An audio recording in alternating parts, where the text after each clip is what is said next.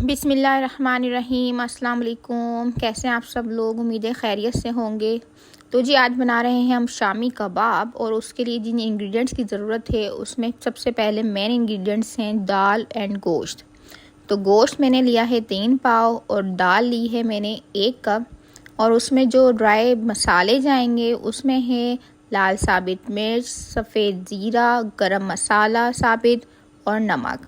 इन सब चीज़ों को हम एक साथ डाल देंगे और यही इसके बेसिक मसाले होते हैं। इसमें ज़्यादा मसाले नहीं जाते हैं।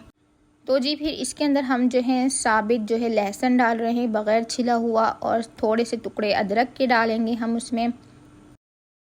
अच्छा जी, इसमें जो लहसुन की क्वांटिटी है वो है 2 अदद, और उसको जो है मैंने अलग अलग कर उसको मैंने वॉश कर लिया था। और थोड़ी सी मैंने अदरक को काट के जो है वो भी इसमें डाल दिया है। यहाँ मैं 1 से 2 जग के बराबर पानी डालकर और मैंने उसको पकने रख दिया है। अच्छा जी, 1.5 से 2 घंटे का इसमें टाइम दरकार होगा, और आपका जो है दाल और बीफ बहुत अच्छे से इसमें गल जाएगा। जब इसमें आपका बीफ गल जाए तो उसके बाद आपने इसका पानी को अच्छी तरह से ड्राई कर लेना है।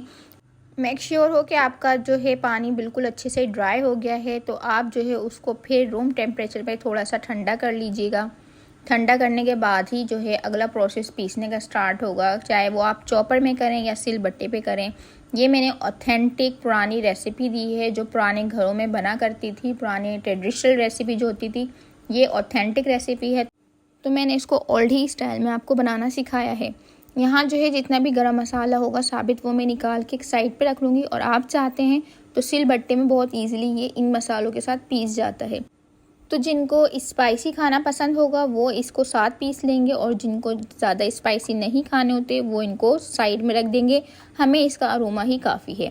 तो देख लीजिए मैंने ये सारा एक साइड कर लिया था। गरम मसाला निकाल कर ये ईजिली आपका निकल जाएगा।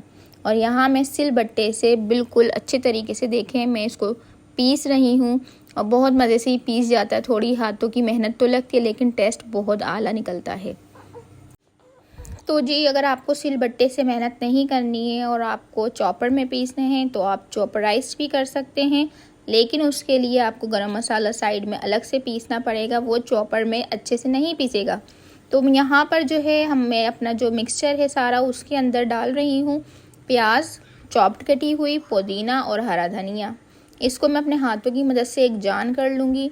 यहाँ बहुत से लोग एक अंडा भी शामिल कर देते हैं, लेकिन ये मैं ओरिजिनल रेसिपी बना रही हूँ तो यहाँ पर हमने अंडा बिल्कुल भी शामिल नहीं करना।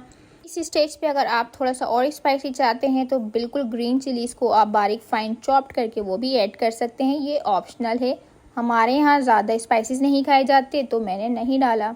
तो जी अब इसके हम बना रहे हैं बॉल्स, और उसके बाद हथेलियों की मदद से हम इसकी टिक्कियाँ बना लेंगे। और इस अमेज़े से मैं जो है सारी टिक्कियाँ बनाकर रख दूँगी। माशाल्लाह से इस क्वांटिटी में बहुत अच्छी सी टिक्कियाँ बन गई हैं। और देखें तमाम टिक्कियों का साइज़ भी एक जैसा ही है तकरीबन। तो इसके बाद अगला प्रोसेस जो है इसका फ्राइंग का होगा।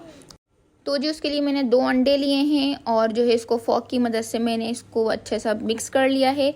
यहाँ पैन में मैंने थोड़ा ऑयल डाल दिया है, और अंडे को इस तरीके से देखें दोनों साइड पे जो है अपनी टिक्कियों को अंडे से आप कोट करेंगे, और उसके बाद आप एक एक करके इसमें आप फ्राई करते जाएंगे। और जो है फिर एक साइड इसकी अच्छी सी जब डन हो जाएगी तो आपने इसको टर्न करके दूसरा साइड कर लेना है, क्योंकि ये बिल्कुल ऑथेंटिक रेसिपी है। अगर आप चाहते हैं बिल्कुल ऐसे ही बनाना तो आप मेरी रेसिपी को मस्ट ट्राई करिएगा। और अगर मेरी रेसिपी आपको पसंद आई हो तो मेरा चैनल को लाइक और सब्सक्राइब ज़रूर कर देना, और अपनी फैमिली एंड फ्रेंड्स में ज़रूर शेयर कर देना रेसिपी को। और अपना बहुत सारा ख्याल रखना। अल्लाह हाफिज़।